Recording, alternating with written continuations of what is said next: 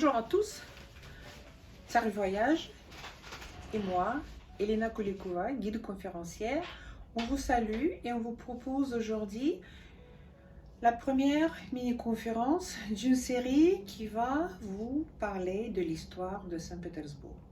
Vous savez certainement que c'est une des plus belles villes de Russie, une des plus harmonieuses villes au monde, unique dans son genre puisque aucune autre ville de Russie n'y ressemble guère. Pourquoi? Saint-Pétersbourg est jeune. Bientôt on va célébrer 317 ans. C'est rien, c'est pas beaucoup pour une ville si grande. Fondée en 1703 par Pierre le Grand, dans un endroit peu favorable pour la vie des gens, la Baltique, la delta de la Neva, beaucoup d'eau, beaucoup d'îles, les terres marécageuses couvertes par des forêts. Très rapidement, cette ville devient quand même une capitale à l'échelle européenne. Pierre Ier invite des architectes étrangers, des ingénieurs, des artistes pour la construction de cette ville-là, et dont les Français constituent un part peu nombreux, mais très important par son apport et par son influence ultérieure. Au XVIIe siècle, cette terre, qui auparavant était habitée plutôt par des Russes et qui faisait partie de la principauté de Novgorod le Grand, et d'un part, à côté des Russes, il y avait aussi de Suédois, d'autre part de Finlandais, l'autre part encore de petites ethnies des origines incarnanlandes. Donc au XVIIe siècle, cette terre entre sous la domination suédoise. La Suède a profité de la situation politique difficile de la Russie et pendant tout le XVIIe, la Suède contrôlait cette région. On peut dire déjà que à cette époque-ci, la région de nord-ouest russe était assez cosmopolite et très multicolore par ses habitants. Le premier nom français qui nous arrive à cette époque-là, c'est un certain Jacob de la Gardie, fils d'un diplomate et officier suédois, Pontus de la Gardie, d'origine française. Ce Pontus, en réalité, s'appelait Ponce des Couperies. De la Gardie, c'était le nom de son domaine à Languedoc. Donc, ce Jacob a reçu de la part du roi de Suède le titre du comte et les vastes domaines, entre autres les domaines de chasse qui se trouvaient sur l'île Vassilievski actuelle. Et voilà, 18e siècle, l'époque de Pierre le Grand, découvre le premier Français, son premier compagnon, un certain Joseph Gaspard Lambert de Guérin.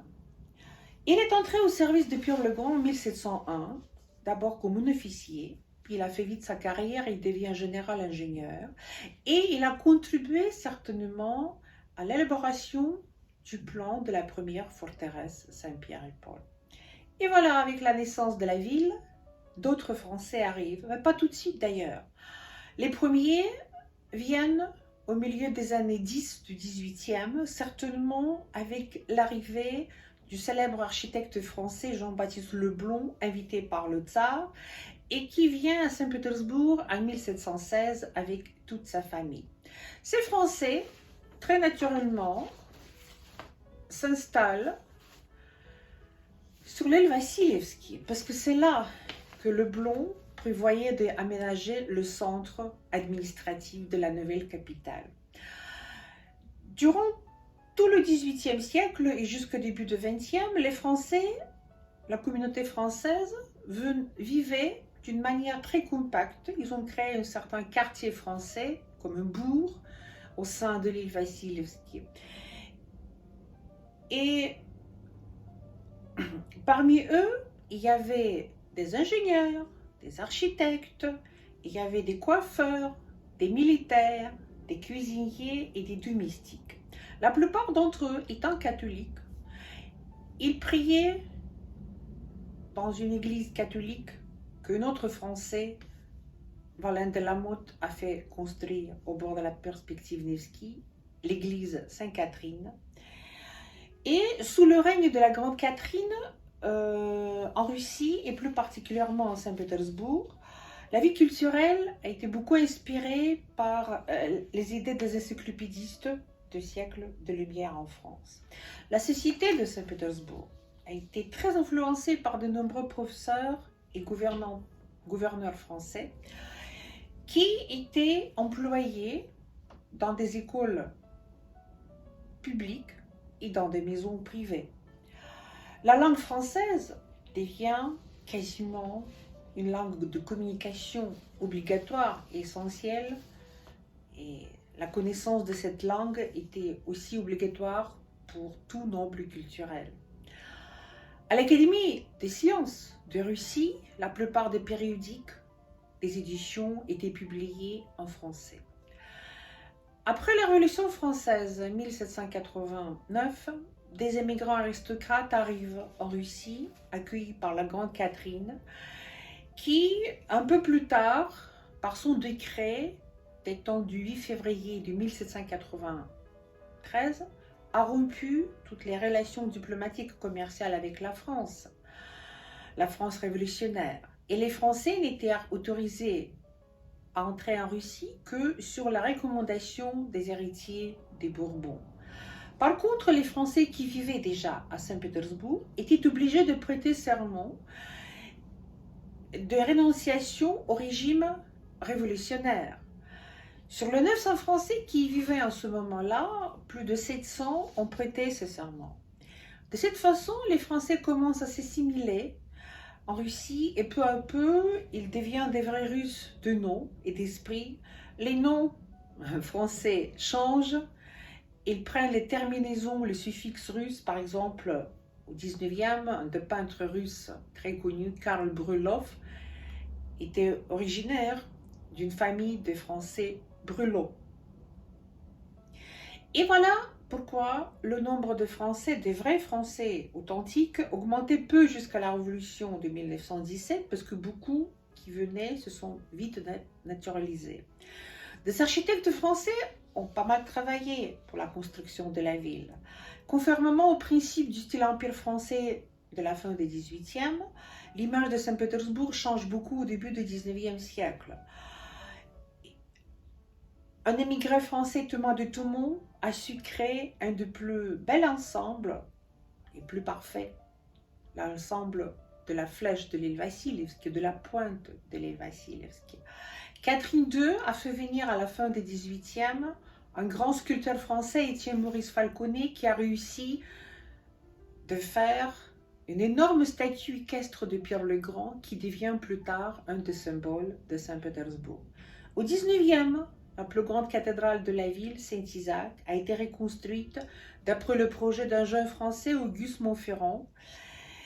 Et elle a été décorée, entre autres, aussi par des artistes français, dont le maire, c'est lui qui a fait le bas-relief de la Madeleine à Paris, etc., etc. Des ingénieurs français venaient en Russie en apportant les dernières innovations techniques. Par exemple, en 1809, on a ouvert à Saint-Pétersbourg une école technique qui devient plus tard une école supérieure des ponts et des chaussées.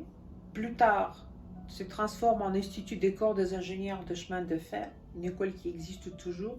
À l'époque, ça a été un établissement d'études très prestigieux où presque toutes les matières au début étaient enseignées en français. Les cuisiniers, le maître d'hôtel ont servi au tsar et les nobles russes jusqu'à et les tsars et les nobles russes jusqu'à 1917.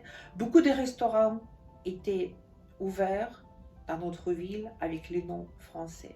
Par exemple, on peut citer le célèbre Pierre Cubat, maître d'hôtel des 3 derniers empereurs, Alexandre II, Alexandre III et Nicolas II, qui avait également son restaurant tout près de la place du Palais. Il ne faut pas oublier les beaux-arts, la peinture, la musique, le théâtre. Avant tout le théâtre. Vous connaissez tous les ballets russes, n'est-ce pas? Casse-Noisette, Belle au bois dormant, le fameux lac du Cygne, tout ça, ça a été créé par un Français, Marius Petipa, Marseillais d'origine, qui est venu, pas très jeune, à Saint-Pétersbourg, mais qui devient un vrai chorégraphe russe. Il a même adapté le nom à la russe, Marius Ivanovitch Petipa, avec un patronyme. Beaucoup de Français ont donné naissance aux dynasties artistiques. La plus connue d'entre elles, c'est sûrement la famille Benoît. Le premier, l'aïeul, Louis-Jules Benoît, arrive à Saint-Pétersbourg tout à fait à la fin du XVIIIe siècle.